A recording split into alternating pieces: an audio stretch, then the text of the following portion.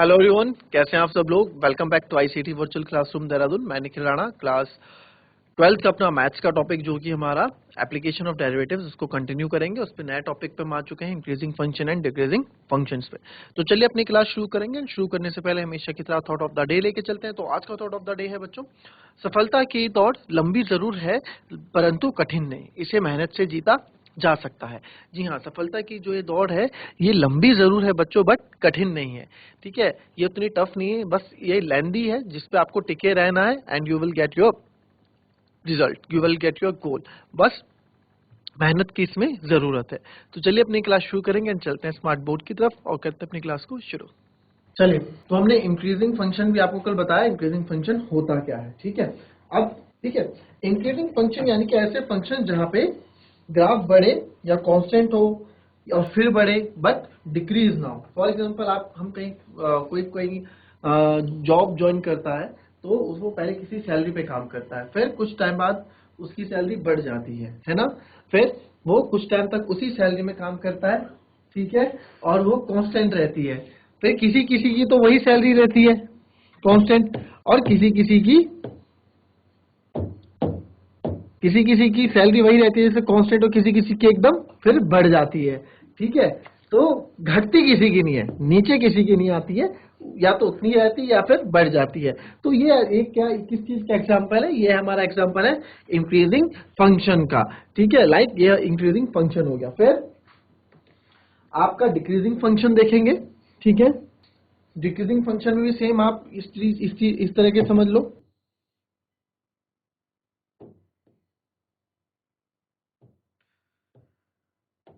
तो decreasing function में भी आपके पास अगर कोई है तो वही लेफ्ट टू राइट हम देखेंगे। यहाँ पहले आया, फिर ये कांस्टेंट हुआ कुछ टाइम तक, फिर ये ऐसे। तो कैसे भी ग्राफ बन सकता है, ये हमारा डिक्रीजिंग फंक्शन का ग्राफ हो जाएगा। फिर नाइदर इंक्रीजिंग, ये हमारा डिक्रीजिंग फंक्शन हो गया।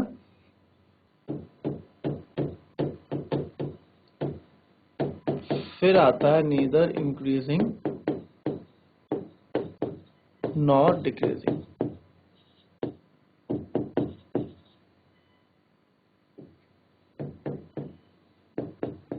ठीक है, ना ही बढ़ रहा है ना ही घट रहा है, नीदर इंक्रीजिंग नॉर डिक्रीजिंग, ना ही बढ़ रहा है ना ही घट रहा है ना ही बढ़ रहा है। तो इस तरह की चीजों को, ये किस तरह के होते हैं, अब आप देखें कि आपके पास फंक्शन है, ना ही वो घट रहा है ना ही बढ़ रहा है, बिल्कुल क्या है, कांस्टेंट है। तो इसमें मैंने मान लिया कि लाइक ये हमारे पास यहाँ पे क्या है,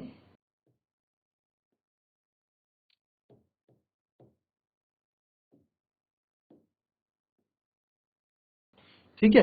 तो यहाँ पे हम देख सकते हैं कि ये क्या है, कांस्टेंट है। ठीक है, फंक्शन है ए बी, तो ए बी के बीच में कोई वैल्यू है और y equals to F X, यहाँ पे क्या है हमारा कांस्टेंट। अब हमेशा तो हम क्या है, ग्राफिकली सॉल्व नहीं कर पाएंगे, है ना। आपको कोई फंक्शन दे दिया होगा तो आप हमेशा ग्राफिकली सॉल्व तो नहीं कर पाओगे, तो चीजों को क्या करना पड़ेगा आपको, हर चीज का ग्राफ बना के थोड़ा बताओगे। तो जो स्ट्रिक्टली इंक्रीजिंग था उसकी भी कुछ कंडीशन होंगी। उसकी क्या कंडीशन है, आइए देखते हैं। स्ट्रिक्टली इंक्रीजिंग की, फंक्शन स्ट्रिक्टली इंक्रीज कब होगा, फंक्शन स्ट्रिक्टली इंक्रीज कब होगा और समझते हैं। तो स्ट्रिक्टली इंक्रीज आप यहां देखो, स्ट्रिक्टली इंक्रीज होने के लिए अब यहां पे देखो, अगर मेरे पास जो फंक्शन है ये जो x1, फॉर एग्जांपल आप मान लो कि यहाँ पे कोई पॉइंट है हमारे पास, ये x1 है, ये पॉइंट है हमारे पास, दिस इज x1, और ये यहीं कहीं पे कहीं x2 है, और ये हमारी क्या है, ये this is our a and b। ये हमारा कोई फंक्शन है, इसके बीच में a b है, इसके बीच में कोई है x1 एंड x2, मेरे पास कोई पॉइंट है। तो आप देख सकते हैं कि x1 यहाँ पे, अगर यहीं पे आप देख सकते हैं कि जो x1 है इज लेस देन x2। कैसे भाई, देखो 0 है, ये अगर 1 है, ये 2 है, ये 3 है, ये 4 है, ये 5 है, ये 8 है, ये 9। तो 1 2 3 4 5 6 7 8 9। तो आप देख सकते हो ना, x1 2 है और x2 कहीं 8 पे आ रहा, तो x1 लेस देन x2 है। और fx1 क्या होगा, fx1 मतलब अगर मैं फंक्शन ऑफ x1 की बात यहाँ पे करूं, fx1 की बात यहाँ पे करूं तो fx1 क्या बता रहा है? fx1 मतलब fx क्या होता है? y, तो y की दूरी ये होगी और यहाँ से y की दूरी आपको ये देख लो, y बराबर fx होता है ना भाई, y बराबर fx होता है ना। तो आप देखो यहाँ किसका छोटा है, fx1 की वैल्यू क्या है? छोटी है, तो fx1 क्या है? Is less then fx2। तो जो ये कंडीशन आपकी बन के आती है, तो आपकी जो एक कंडीशन बन के आती है, ये हमारी स्ट्रिक्टली डिक्रीजिंग की क्या होती है? कंडीशन होती है। ठीक है, तो स्ट्रिक्टली डिक्रीजिंग इंक्रीजिंग फंक्शन की होती है। तो इसको आप लिख लें, इसको समझ लें एक बार।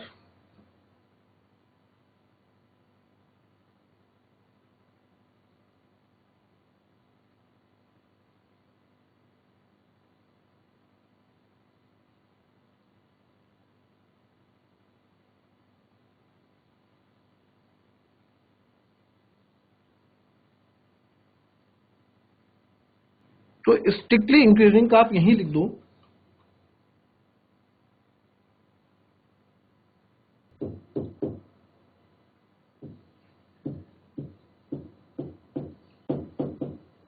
a function is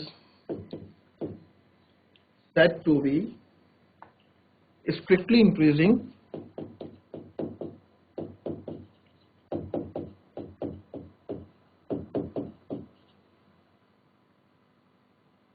in intervals a b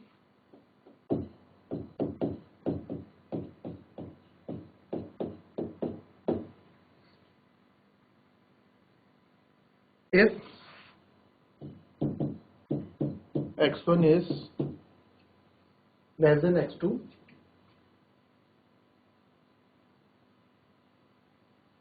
in A B, कोई ए बी कोई है जैसे ए बी के बीच में, और इसका fx1 भी क्या हो जाएगा? लेस देन हो जाएगा fx2 से,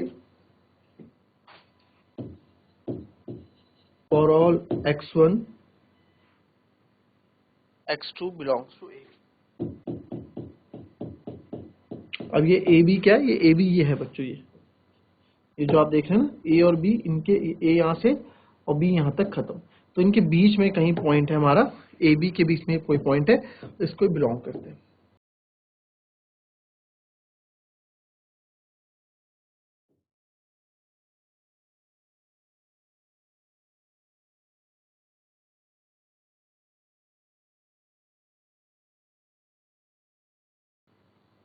ठीक है, तो for x one x2 belongs to A B. ये कब क्लियर कंडीशन है? अब हमें हर चीज को हम ग्राफिकली सॉल्व नहीं कर सकते ना, तो ये कंडीशन उसकी है, तो लिख लेंगे इसको।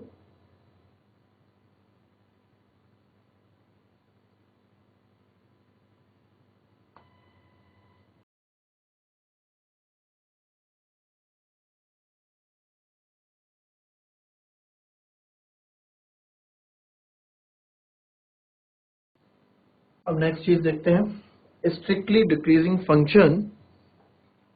अब स्ट्रिक्टली डिक्रीजिंग फंक्शन का भी आप देखेंगे। अब स्ट्रिक्टली डिक्रीजिंग फंक्शन में अगर आपको बताएं कि यहाँ पे क्या हो रहा है, x बढ़ रहा है और y घट रहा है, तो यहाँ पे भी मैं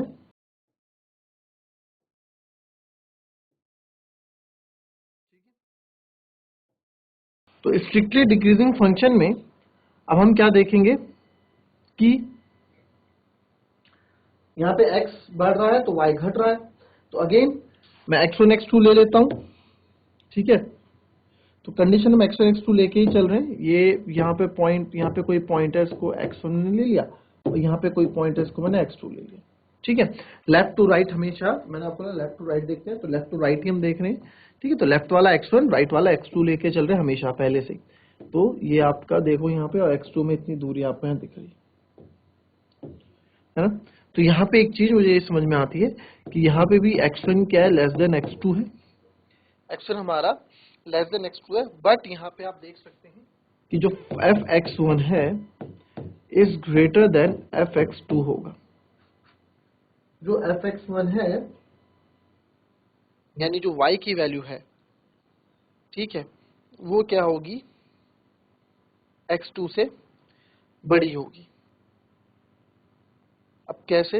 इसका कैसे का मतलब आप देखो, x2 यहाँ 0 है, ये 1 है, ये 2 है, ये 3 है, ये 4 है, ये 5 है, ये 6 है, तो यहीं कहीं पे होगा ना। तो x1 6 ज्यादा है कंपैरिजन टू y, तो ये हमारा क्या होगा, ठीक है। तो fx1 is greater then fx2, साफ पता लग रहा है यहाँ पे, है ना। यहाँ पे भी तो आप इसको भी यहाँ क्या, फंक्शन, हम किसी फंक्शन को is said to be strictly decreasing function, उसको strictly decreasing function in A B, जो ए बी इंटरवल है, ठीक है, ये ए होगा, ये बी होगा इधर, ठीक है। In A B if if condition यहाँ पे है, इफ पहला जो हमारा x1 है लेस देन x2, जो भी हमने देखा पर, ठीक है, किस किस कंट्रोल के बीच में, इन ए बी, और fx1 जो है वो ग्रेटर है fx2 के, ठीक है। fx1 क्या है, ग्रेटर देन है fx2 से, ठीक है। लेफ्ट टू राइट सारी चीजें हम ले रहे हैं इसमें, तो ये यहाँ पे हो जाएगा क्लियर।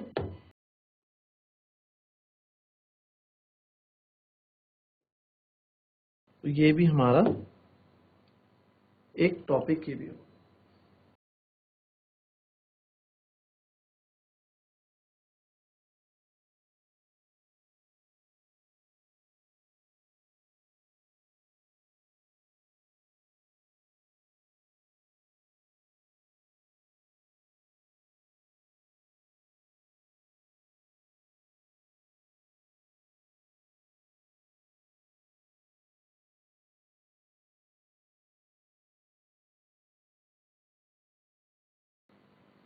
अब इसके बाद आता है आपका इंक्रीजिंग फंक्शन, कि इंक्रीजिंग फंक्शन में चीजें कैसे आपकी चलती हैं।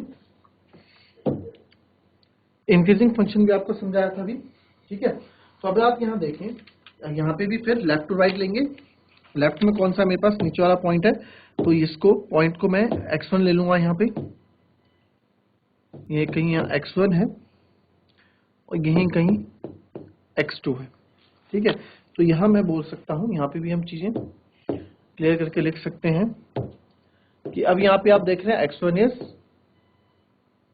लेस देन x2, भाई साइड सी बात है, x1 छोटा है। और वैसे ही fx1, अब जब fx1 है, अब यहाँ fx1 वो भी क्या है, छोटा है, भाई fx1 भी क्या है हमारा, छोटा है fx2 से। बट fx1 यहाँ पे क्या है, कहीं ना कहीं कांस्टेंट भी हो रहा है, जब fx2 के बराबर आ रहा है, आप देख रहे हो ये वाला पार्ट बिल्कुल कांस्टेंट जा रहा है। तो यहाँ से इससे हम क्या रिजल्ट निकालते हैं, तो देयरफॉर यहाँ से जो रिजल्ट निकलता है वो यही निकलता है कि fx1 is less than and equals to fx2, ठीक है। तो ये रिजल्ट यहाँ से निकल के सामने आता है।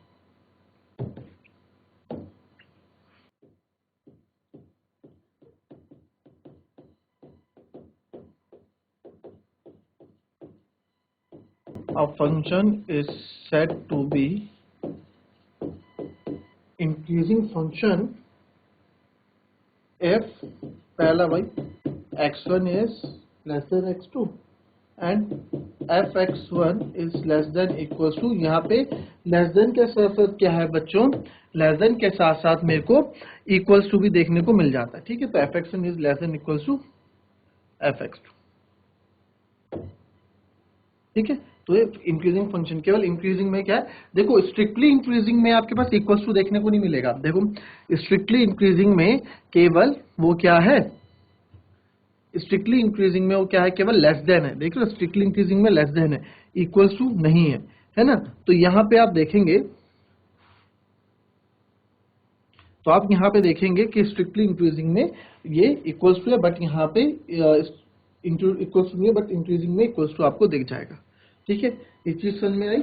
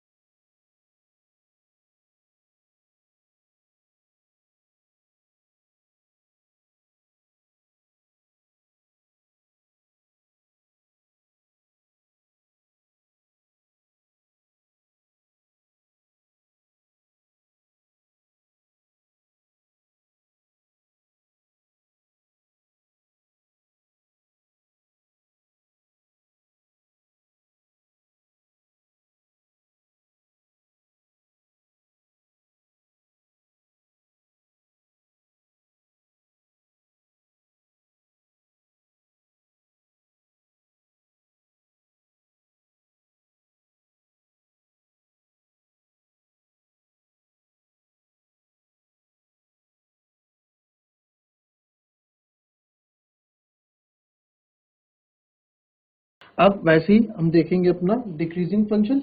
डिक्रीजिंग फंक्शन में भी सेम चीजें आपको समझनी है, कुछ भी नहीं है इसमें।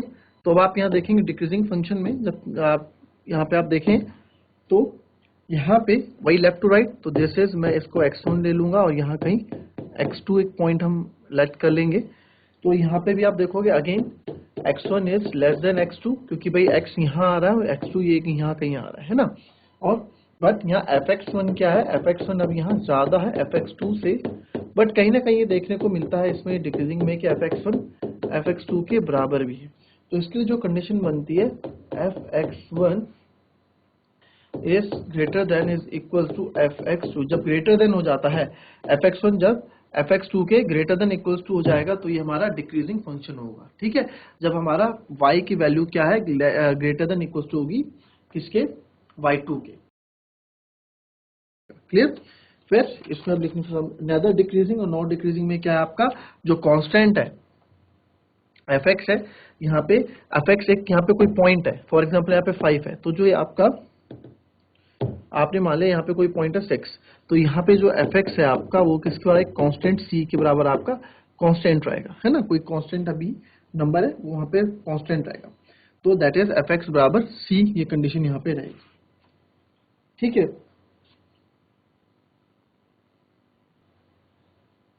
अब आपको नेक्स्ट क्लास में, प्रीवियस क्लास में बताया था dy बाई डी एक्स। तो dy बाई डी एक्स एक तो क्या होता है, रेट ऑफ चेंज, और दूसरा होता है स्लोप। ठीक है, दूसरा क्या होता है, स्लोप ऑफ टेंजेंट। तो वो जो टेंजेंट का स्लोप है वही यहाँ पे, मतलब अगर आप देखोगे अगर dy बाई डी एक्स क्या है, dy बाई डी एक्स आपका क्या आ रहा है, पॉजिटिव आ रहा है। dy बाई डी एक्स अगर पॉजिटिव है, मैंने आपको बताया था, देन इसमें लिख दें dy by D X is, if dy by D X is positive then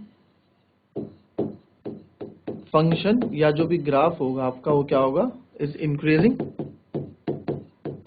वो आपका बढ़ेगा। ठीक है, यानी कि बढ़ रहा होगा। अभी क्वेश्चन से आप समझेंगे इस चीज को। And if dy by D X is negative then function graph is, तो क्या होगा, डिक्रीजिंग, यानी कि तब जब dy बाई डी एक्स की वैल्यू नेगेटिव आएगी तो इट मीन्स ग्राफ नीचे की तरफ आ रहा है। क्लियर।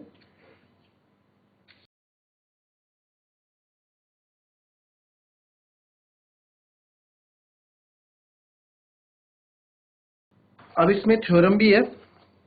ठीक है, इसमें थ्योरम देखो आप, एक थ्योरम हम यहाँ देखते हैं। तो थ्योरम क्या है, थ्योरम क्या बोलती है हमको,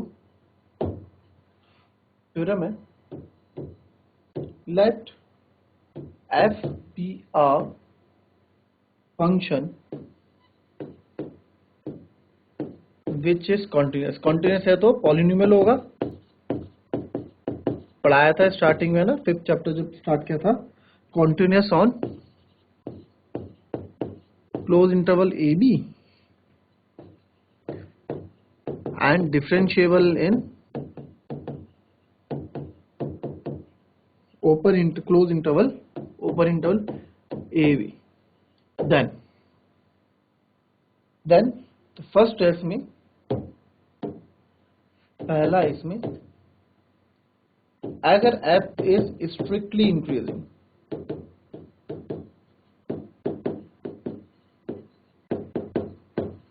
f क्या कर रहा है आपका, स्ट्रिक्टली इंक्रीजिंग कर रहा है ए बी पे। ठीक है, अरे यार ये बताओ, हम डेरिवेशन पढ़ रहे हैं, ठीक है, dy बाई डी एक्स पढ़ रहे हैं, तो dy बाई डी एक्स से भी तो हमें आंसर निकालना आना चाहिए, है ना। dy बाई डी एक्स से भी तो हमें करना आना चाहिए, तो वही कर रहे हैं हम। तो क्या आएगा, ये कब होगा, f is increasing A B, if कब कंडीशन क्या है इसकी, if f डैश x और dy by D X is greater than 0 for each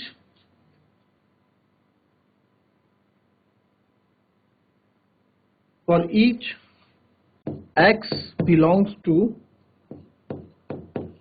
AB, for each x belongs to AB। Second है f is increasing in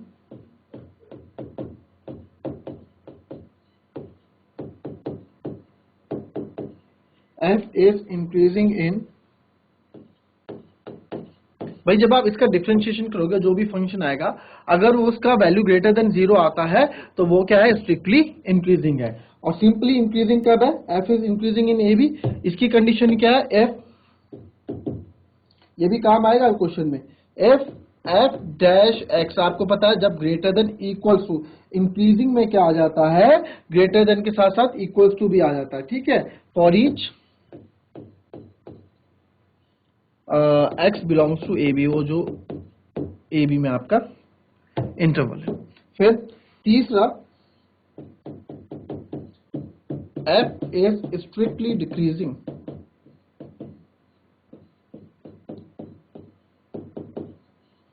f is strictly decreasing in A B, तो ये इसके लिए condition क्या है, इसके लिए क्या कंडीशन रहेगी आपकी, f डैश x यानी कि first order derivative less than 0 होगा, साफ बात है, यानी कि dy बाई dx आपका 0 से कम होगा, यानी कि नेगेटिव होगा, तो क्या होगा, ये डिक्रीजिंग होगा, ठीक है। वैसे ही आपका अब स्ट्रिक्टली हो गया, उसके बाद है fs, चौथा है function is decreasing, if function is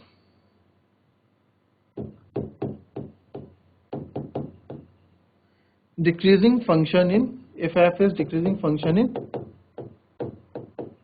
closed interval a b, तो इसकी कंडीशन क्या है, तब इसकी कंडीशन है f डैश x यानी कि dy by dx less than equals to 0 होगा for each x belongs to open interval a b, ठीक है। और पांचवे के लिए कंडीशन क्या है, कांस्टेंट के लिए कंडीशन है f is constant function in A B, ये dy बाई dx के अभी आपको दोनों तरीके से क्वेश्चन कराऊंगा मैं कल, तो आपको चीजें समझ में आएंगी ज्यादा। If f dash x is equal to 0 वही for each x belongs to, ठीक है। कॉपी कर लो, इसका एक थ्योरम है, ये थ्योरम कुछ भी नहीं है, इसमें बताया गया है कि आपकी सारी चीजें जो हैं f इज स्ट्रिक्टली डिक्रीजिंग कब होगी, जब इसका dy by dx less than 0 होगा, और ओनली डिक्रीजिंग कब होगी, जब dy by dx less than equals to होगा। वैसे ही इंक्रीजिंग में भी greater than equals to, strictly increasing में ओनली ग्रेटर देन 0 होगा, ठीक है। ये कंडीशन है, इसको आप थोड़ा समझ के करिएगा। चलिए,